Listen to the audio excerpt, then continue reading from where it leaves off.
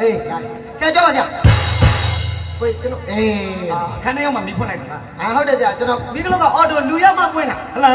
ဟုတ်တယ်ကောင်းလိုက်လားဆရာကျွန်တော်တို့ကတော့ 5 star အဆင့်မီကျွန်တော်ဟိုတယ်ကြီးပါဟာခန်းထားလိုက်တာခန်းနေတာပဲဆရာခန်းကြီးတွေချိန်ကြီးနော်ကျွန်တော်24 hour service ပေးပါတယ်ဩကောင်းတယ်ဝင်တာဟုတ်ကဲ့ကျွန်တော်တို့ပြောမယ်ဆိုအကိုတယောက်ခါလေးကျွန်တော်လမ်းညွှန်ခံပါဗျာရှင်းမှဆိုရင်ကျွန်တော်တို့city match ဆရာကိုလိုကျွန်တော်ဝယ်လို့ရတယ်ခါလေးမှဆိုရင်ကျွန်တော်တို့ရေကူးကန်ရှိဟာရေကူးကန်မရှိရလားဟုတ်ကဲ့ဟိုဘက်မှာဆေးရုံရှိတယ်ဗျာနောက်မှာတကြိုဆက်ရှိမလေးဆရာပြည့်စုံဝင်တကြိုလို့ရတယ်ဆရာမပြည့်ရင်ဝင်တကြိုရမှာပြည့်စုံပါပြီလေဒီလိုကကိုတို့လည်းဒီနေ့မှမင်္ဂလာဆောင်ပြီးဟန်နီမွန်းထွက်လာတာဆိုတော့ကျွန်တော်သိတယ်ဆရာတို့ဟန်မိုနီထွက်လာတာဟန်နီမောဒီညမှာဘာလဲချောင်းကျော်နိုင်ဘာလဲချောင်းနိုင်ဘာလဲချောင်းနိုင်မင်းမေဘာလဲချောင်းကျော်နိုင်ဆရာကိုဆလာနိုင်ငါတို့ပြောင်းပြနေဖြစ်ကုန်ဆရာကျွန်တော်ခုလောက်မင်းဆရာကြာမှာလားကြာမယ်မေးဘာလဲမင်းကြီးလဲဆရာဆေးလေးပါလေးစောင်းတယ်နော်ဘာလို့ပြောနေကျမကြီးလေးဆရာကျမကြီး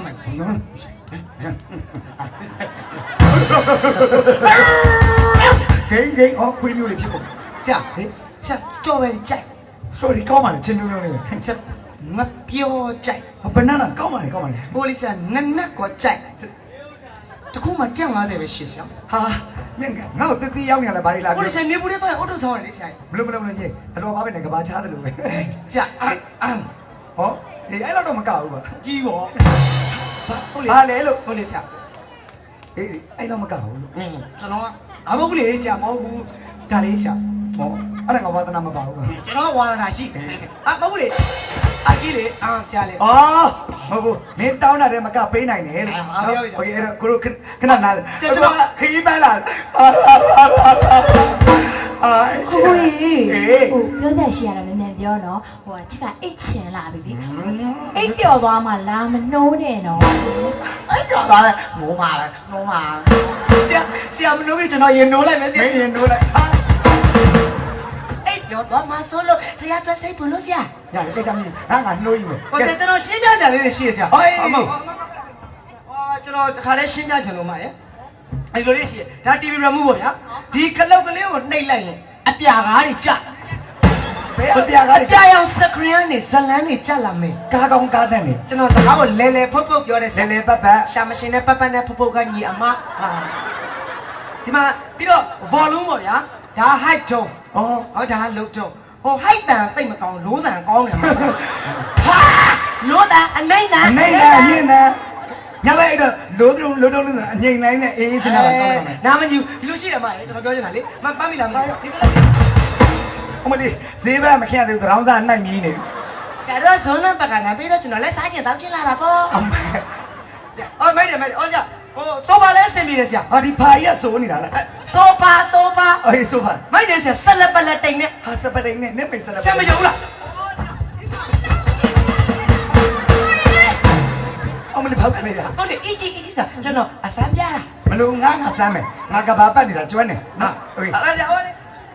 ကဲပြီဆရာဟိုလေဆရာတို့မတင်းရင်းနဲ့လေဆရာဟိုအရန်ပင်ပန်းပြီးတော့လေမူးလက်သွားရင်ဖူးစလိုက်ဟုတ်ပြီလာကမဆရာငါစားတာဝင်ယူပေးโอเค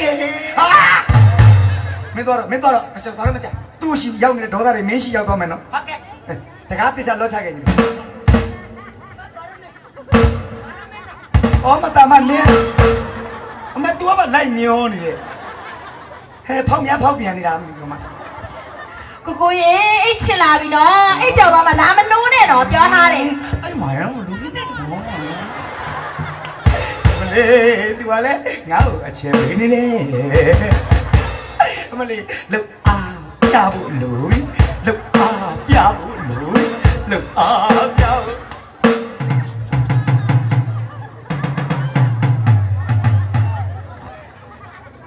ဆရာ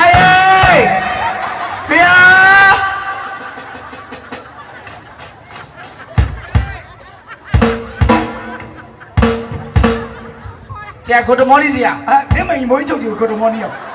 မိုးချုပ်ပါလားကျွန်တော်မိုးချုပ်တယ်မိုးလေးလည်းမသိဘူးဆရာရဲ့ကျွန်တော်ဟိုအလုပ်တွေများတယ်ဟုတ်ဆရာရေချုံပြီလေဆရာချုံပြိုက်ဟုတ်ကဲ့အဲ့ဒါဆိုလုပ်လိုက်ပြီဆရာလာလေးလေ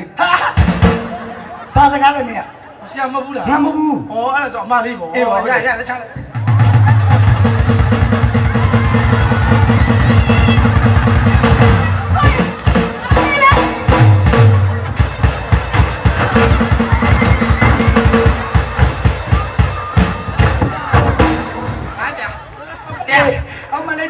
တဲရတာမတက်တာလား ညာအပူတွေဟောက်ခနဲ့ထွက်သွားမယ် မတော်ငါနဲ့ အပူတွေဟောက်ခနဲ့ ဘာ ထွက်သွားမယ် လဲကြောက်စရာကောင်းတာဘာလို့ဘာလို့ မဆက် ဟာမင်းဘသူကခေါ်လို့လဲ ဟုတ်စီဒါတူဝမ်းမို့ ဟောတော့ဝမ်းဟောတူမตายရဲ့ ဟိုတူဝမ်းမလို့ဆရာရဲ့ ဟောဘာမှမဆိုင်ဘူးကွာ ခမ်းမလာလား ကမန်တော့ပါတော့ ရမကလေးစားမထူးလေကျွန်တော်လောက်လိုက်အေး အမနဲ့နှစ်တိုးကျိုးပြက်ကိုဖြစ်နေတာဗျာဒီနေ့ အဲ့ဒါမျိုးဆိုရတယ်အပူတွေဟောက်ခနဲ့ထွက်သွား ဟိုကမရိုးချိုးပြီးဖတ်ပါလန်သွားလိမ့်မယ် ရတယ်ကြာလောက်လိုက်ရ မလုံးနဲ့တော့မင်းတော့မင်းတော့မင်းကလောက်အောင်လားပြော မရတယ်ကြာတပေါင်းတစ်ခုဝင်းမလူကောင်း သွား ဟုတ်လားမကြာ သွား ကိုကိုကြီးပြောရရှိရမြန်မြန်ပြောကွာ ဟောနာမဲမတာ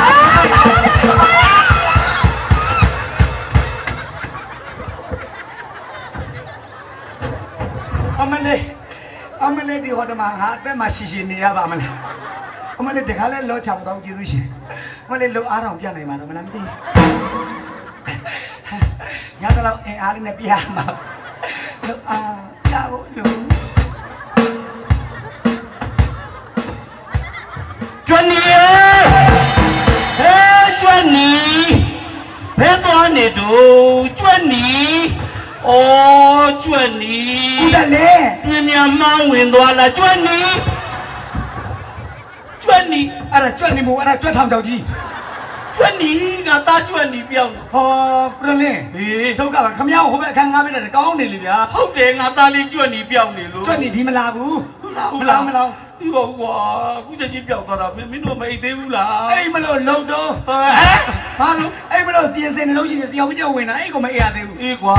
ကဲအာနာတာကျွန်းနီရေ မဟုတ်ဘူးကိုရလင်း ငါလည်းတယောက်တည်းမအိပ်ရလို့ဒီမှာပေါင်းအိပ်လိုက်မကောင်းဘူး မလေး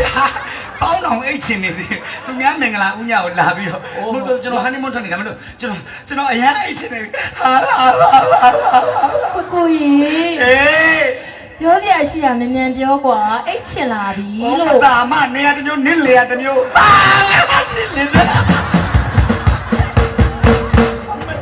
နဲ့ကြည့်ပြီးအဲ့လိုပေးစားမှရမှာ မလေးဗျာနည်းနည်းမှအမားမခံဘူးဗျာမလေး ပုံဘူးလေကြွက်နေချတာငါသားလေးငါ မလာဘူးဒီမလာဘူး ပုံမလာရင်လည်းထားပါကွာအာနာရတာကွာထိုင်တော့မအောင်ကွာမောက်ခင်လဲ ကဲကျွန်တော်အိတ်ချင်နေ အေး ဗျာ အေးရမှာကွာပြက်တယ်သူဟောက်တာတမျိုးကြီးနော်အောက်တန်း တန်းတာတာဇန်လို့တန်းတာ ဒီလိုလို့ကွာဟဲ့အောင်ငါဟိုပြုတ်ငါမေးရှင်လို့ပါ ဟိုခင်ဗျဒီစီးကျမမေးစရာစမ်းစရာရှိတာဗျာ အေးကွာဒီလိုပါငါစဉ်းစားနေတာကြာပြီကွာ ဒီသက်ဒီရွယ်ဒီစဉ်းစားနေတော့လားခင်ဗျ အေးဟိုစိတ်ပင်နေကစိတ်ကြီးလုံးတွေကိုဘယ်သူလုံးလိုက်လိုက်တာလေ ဘာရဲ့ စိတ်ပင်နေကထွက်လာတဲ့စိတ်ကြီးလုံးတွေအဲ့ဒါဘယ်သူလုံးပေးလိုက်တာလဲ ကျငယ်ဖမညာစိတ်ပင်ညာစိတ်ကြီးတော့ original လုံးပြီးထွက်လာတာဘယ်သူကလုံးပေးမှလဲ အိုးထဲမှာလုံးတဲ့ဆက်များရှိလား ရှိတာပေါ့သူတို့ဟာစိတ်နဲ့ငါနဲ့တချမ်းစီညစ်တယ်ကွာနေချင်းပြန်တော့သေးချင်းနဲ့ငါတကယ်ဆိုတော့ သေးရတော့နေချင်းပြန်သေးရတာ မလေးဘာလို့အပြီးသေးမှနင်းသေးပါလား သေချင်မောက်ပါအောင်မခင်လဲငါတေပါမင်းကဘူးသူလားဆုံးလို့ ဩခုကျမှနာချေးကျူးနေသွားအိတ်တော့ဗျာ အေးပါအားတော့အားနာခဏလေးပါတိတ်မကြအောင်ဒူးလေဟိုတို့အိမ်ထဲမှာလေဟိုလိုက်ကအလီလေးအလုပ်ထားအဲ့ဒါဘာလုပ်တာလဲ ဩအဲ့ဒါဖိုးချစ်ဇက်ကလာလေဟာလဲလိုက်ကနေလေ လိုက်ကအလီလေးတွေနဲ့လက် အိမ်ထဲမှာလိုက်ကနေလေတားလိုက်လေအုံးဒီ လုံးသီးတစ်လုံး ဩအဲ့ဒါခမရဒီသက်ရွယ်ဒီမသိဘူးလားအဲ့ဒါအိမ်တွင်းကိုးကွယ်ထားတာလေအိမ်တွင်းနဲ့မင်းမဟာဂီရီမောင်တော့သူတို့မောင်နှံခေါင်းတော်ရှိတယ်အဲ့အုံးဒီထဲမှာနေရတာ အိုး9ယောက်နေတာ ဟုတ်တယ် ဆန့်လာ ဟုတ်တယ်အကန့်ကန်လေးတွေခွဲပြီးဟာနက်ကတကောအိမ်ဒီပါနေကြအဲ့အုံးဒီမှာတော့ပြလို့ရတယ် အိုးအဲ့ဒီမှာတကူနဲ့နေလို့ရတာပေါ့အဲ့ဒီမှာအုံသီးရှိတယ်နော် အုံးဒီရှိတယ်အုံးဒီထဲမှာနေတာ အေးအဲ့ဒီအုံသီးတဲ့အရေးတွေကဘယ်သူလာထည့်သွား ကျွန်တော်မနေ့ကအားရနဲ့တွန်တက်ဟာဒီလိုမဟုတ်ဘူးမဟုတ်ကောက်ကလေမသိဘူးအိမ်မဲ့ကိစ္စကိုဗျာစဉ်းစားကြည့်စမ်းပါ ဟိုငါလည်းဒီပြန်မှမယ် အုံးဒီတဲ့အရေးဘယ်သူထက်တော့ဘယ်လိုသိမလဲ ဘလို့လို့ ဒီလိုဗျာဟာတဘာဝပေါ့ အေး ဘာအုံးဒီကတော့ဒီလိုမှကြွမီးအညာရန်လေးရှိမလား အေး အဲ့အညာရန်လေးမိုးတဲ့ကတော့မိုးရောတော့ရေတွေကစိတ်နေအညာရန်လေးနေတစ်စက်ကြောက်ဒီနဲ့ပြည့်သွားတာ โอ้တစ်စက်ကြာ အဲ့အညာရန်လေးကနေတစ်စက်စိတ်ကြ အညာကနေတစ်စက်ကြာလာ ဟုတ်တယ် โอ้သူ့အီပီနာမိမကြီးကိုဝင်တွေကခလေးတွေကဘယ်သူလာထည့်သွား အဲ့တော့ဒီလိုပြသွားအညာရန်လေးနေတစ်စက်စိတ်ကြဟာမသိဘူးဗျာစိတ်ကြပါမနေလာမင်းသူများတဲ့အဲ့တော့ပဲဆိုတာအဲ့ချင်နေဗျာ အာ ဒါတော့မမြင်နိုင် ခါမတရားချက်ချင်းတက်တယ် သူကပထွေးဖရေမခုံ တော်ဖြစ်နေတယ် မောင်ခင်လည်းမင်းကဘူးတူတာဆုံးလို့ပါ အော်ဒီချိန်ကျမှလာချီးကျူးနေဗျာတို့က အေးပါအာနာပါငါသွားအောင်တော်လာနေဟဲ့ခဏလေးမသိလို့တို့အမေရိကန်သမ္မတမှတ်ဖို့တင်နံပါတ်ဘယ်လောက်ရှိ စနေမြင့်ဆောင်လာမနာနဲ့1 1 2 5 8 3ဟာ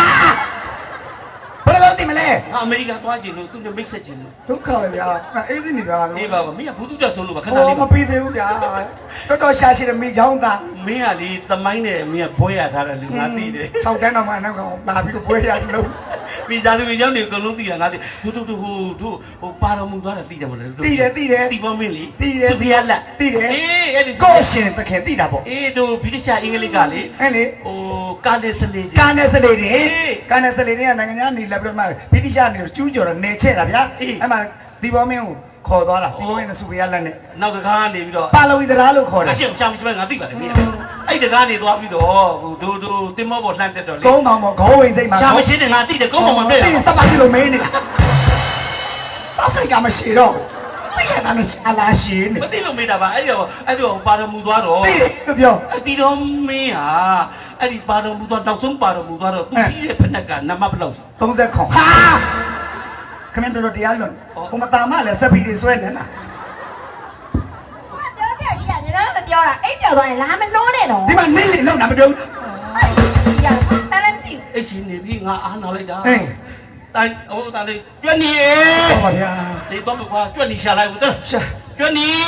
သားရေ အာလောက်အားပြလို့လောက်အားအနေပဲမိုးနေနော်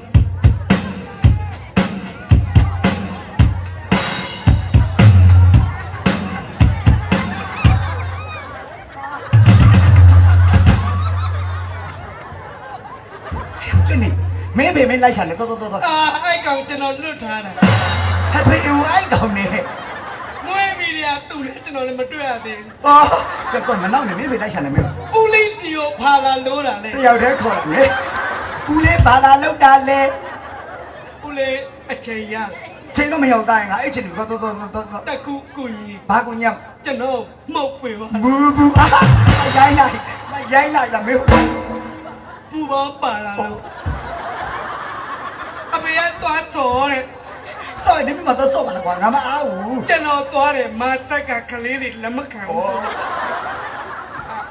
အဖေကိုပေးလိုက်တောက်တမို့ပဲ ငါမမောက်ချင်ဘူးကွာ အလကားမမို့အောင်9000ပေးမယ် အေးဟာပြင်ပြီးပြီနော် တခါပဲပေါ့ အေးဟာ အမို့ပြီး ဟာပြင်ပြီးသွားမှာနော် ဦးလေးနောက်ကပါကြီးလေ ငါမိမလေ ဒီဆိုရင်ဘယ်ပင်လား ကလတ်ကနေခေါ်လာနေမနောက်နေရောက်ငါမိမမင်္ဂလာဦးညာမသားလေးရဲ့ မင်္ဂလာဦးညပါလို့တာ မင်းရှင်းပြလို့ရမလား ကျွန်တော်ခလေးပဲထမနဲ့ထိုးတာ အေးပါတိုနီယာကလည်းဆိုတော့စာရင်းချုပ်ပြီ တားလည်းကတတ်တယ် အမလေးပိုလီယိုဒါကြတော့ကျွမ်းတယ်လား ဟိုအလားပိုလီယိုဖြစ်တယ်ဟိုကောင်ဝီကနေ ဟဲကောင်းဝီကနေ ကလာကုန်းညနေလောက်တကယ်ဖြစ်တော့မယ် မင်းလည်းဖြစ်တော့မှအေးပဲကော ဟဲ့မမြင်လားနေ ချွတ်ပြနေအင်ကြီး နေကလက်ဆောင်တကူးဝဲတာသူ့တယ်ရ ဟာစွတ်ကျဲလောက်ကြီးတာ တခါပဲရှော့ရသေးတယ်ဒီလိုဖြစ်သွားနောက်မရှော့ရဲဘူးမိသားစုတစ်လောက်ဖြစ်မှာပဲကိုနိုင်ရလက်ဆောင်ပေးတာ ချွတ်ပြနေအင်ကြီးရေတခါပဲကြာတယ်လို့ဖြစ်သွား3 4ကဆိုမိသားစုချင်အောင်ထောင်အေးလို့ အဲ့ဒါကျွန်တော်ဒီလိုလှုပ်သွားပဲ ဟာအဲ့တော့မင်းမြတ်တွင်းနေကြ တောင်းတာလေဦးလည်းပေါ့ဦးလည်းပေါ့ လူပေါင်းတဲ့တော်မင်းမွေးကိုက်မှာဆိုရင် ခဏနေမော်ရင်အပေါက်ကိုလက်ခမ်းနဲ့တည့်ရနွားမှာဆိုလို့ ငါသိတယ်စောက်ဖေလုံးမှာသားလေးရဲ့ သောက်ပင်လုံးမသားမဟုတ်ဘူးဘလိစီ စောက်စီ အဲ စောက်မြင်ကလို့ခေါ်တာ မော်လို့မော်လို့ မဟုတ်နေတယ် တရွေးမစွန်းနဲ့ ကိုကိုရေပြောကြရှိရမြန်မြန်ပြောကွာပြီးရင်ပြန်လှုပ်လိုက်တော့ဒီမှာအိတ်ချင်နေပါပြီလို့ဆိုတဲ့အိတ်ပြောသွားရင်တော့လာမနှိုးနဲ့နော် ဟောအဲ့ပြောတော့မှလာမတော့နဲ့ဘာစောက်ကျေးဇူးရှိလို့ဒီခေါ်လာစရာလို့ ကို ကိုလုံးနောက်ဘေးပိုင်းကိုကျွန်တော်တောင်းရင် မင်းလှုပ်လိုက် ဦးလေးကလည်းသူ့ဟာလေးနှမျောနေရေစစ်ပြဘာမှဖြစ်ဘူး အဲ့ဒီပကန်းတော်ရေဆေးစားပြောင်းနေတာ မဟုတ်လေမျက်နှာတစ်ပြီးနောက် မဖားနဲ့တော့ဒီတိုင်းလေးပဲကောင်းတယ်မလေးဘာသာအားလဲရော အာညာလို့ ถ้าခွဲမပြောင်းနဲ့နော်ဟာဘယ်လိုဖြစ်လဲလဲ ညာလို့ ငါကြိုက်ဖြတ်လိုက်မှာနော် Oh yes ဟဲ့ဘယ်လိုလဲလိထွက်နေဟဲ့အဲ့ဒီတန်ငါဇာပြန်နဲ့ကိုယ်တဲ့ မြန်မြန်လို့တကယ်ရွက်နေပြီ တော့တိုင်းရပြီ မရဘူးကိုနိုင်ရဲ့တီးတက်မကောင်း မင်းကတော့ဒီလောက်ပဲရှိ နိုင်ငံရေးတွေမပါနဲ့ ရတိုင်းတော့ညောင်းတိုင်းရွရွ ใช่ ဟာဟဲ့ ဦးလေးချီလည်းမချီ အမင်းကြီးလိုက်လေ ရတယ်စိတ်တက်မကြနဲ့အဖေကမုံမိုးပေးလိုက်တာ1000ပေးတာ ဟာ ပူပေါင်းတယ်က10ဦးပေါက်တဲ့ဒါယူ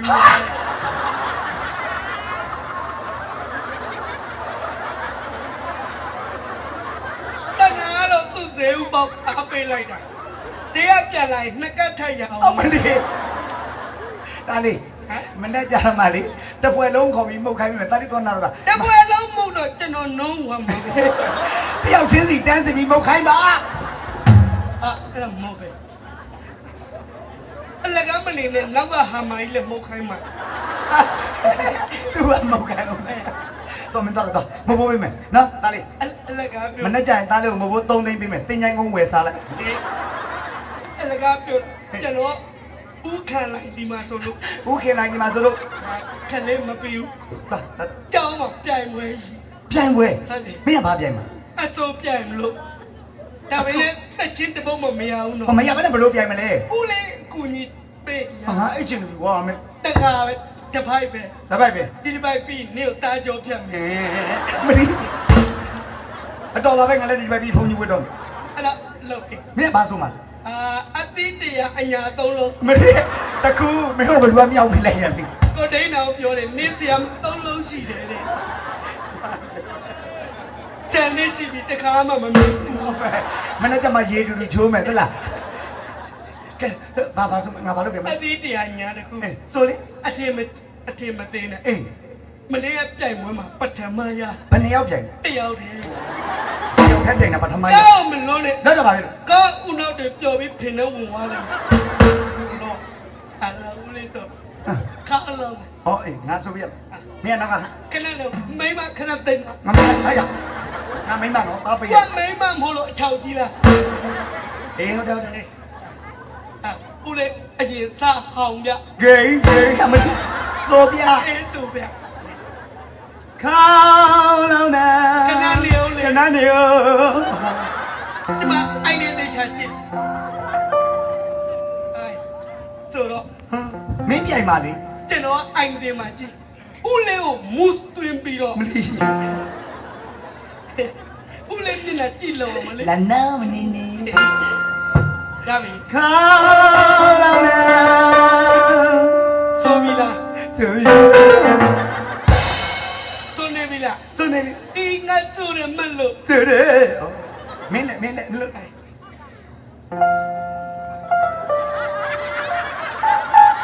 ဟောတကူလုံးရွတ်အဲ့ဒါနဲ့မြန်စောက်ပြိုင်ပွဲပြိုင်ခြင်းနေတယ် တနာတယောက်တည်းအစိုးတနာကြီးတိုင်ခွဲရှိတယ် ဟောလား တချင်းတဲ့ဘုတ်တနာ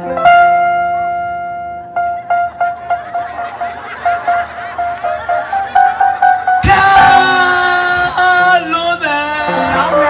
လောင်းလဲအာယုန်နဲ့မှာဓာရီကြီးတွေးနေလား ဆရာဦးကတင်ပေးတာညနေရသွားတာလူများလို့ပြန်လာရပြီခါလို့တယ်ပြီးတော့ တညာညာပေးပါတဲ့ဆိုလိုက်ပါတော့ တညည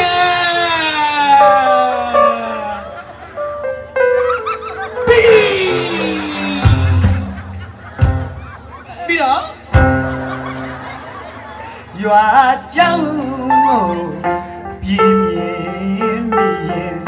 တတိယနေတဲ့တငယ်ချင်း ကျွန်တော်ပါလေ သူများငယ်ငယ်တော့ရွာဝင်လန်းစီပါလေလက်ချင်းရှက်ခါပြေးကလွာကြောင်းတက်လာရတာတွေမိဘနေလားမင်းတို့ငါတို့ငယ်ငယ်တော့ငါလေ လီမှာမဆိုတော့တရားရောက်တင်มาแล้วနေပြိုင်မောဝင်มาလားစောက်ဖေလုံးมาလားအဲ့ဒါတော်ပြီပြန်မယ် ပါတာတာတာ ကိုနိုင်တို့နဲ့ကော်လီသွားရံနှလုံးလောက်ကြီးတော့မယ်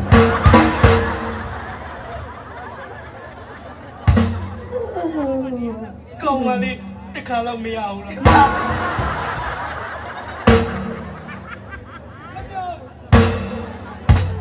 ကိုကိုကြီး ဘယ်တော့ပဲပြောင်းဟိုမှာအပေါက် တိတယ်ကျွန်တော်မျိုးကတွဲရီတပတ်ရစ်တယ်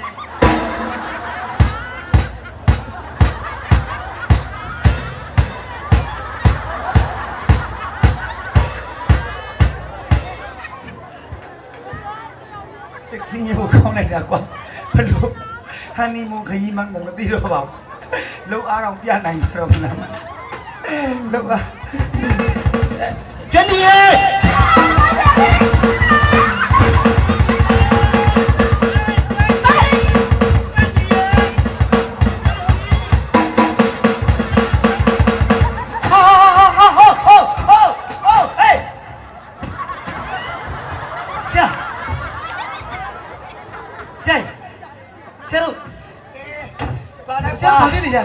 ဒီမှာစောက်တဲ့မျိုးစု ခဏနေအောင်ပြန်လဲမယ် ဘာလို့ နည်းနည်းဟာီမို့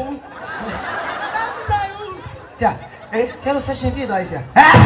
ဆရာတို့အဲ့ပတ်ဆက်ရှင်ပြီးပြန်မရပါဘူး ဟုတ်တယ်ရငါခုနကဘာမှအဝါမပူပါသေးဘူး ဟုတ်ဆရာငွေရှင်းဖို့ကျွန်တော်လှုပ်လိုက်တယ်ဆရာရင်ငွေရှင်းပါ ဟာမဟုတ်ဘာမှလည်းမအဝါမပူနဲ့မင်းကပတ်စံတော့မနဲ့မင်းမလာပြေးမလား ဟုတ်ဘုရားအဲ့မဆိုင်လို့ဆရာပတ်ဆက်မရှင်းလို့မရဘူးဟဲ့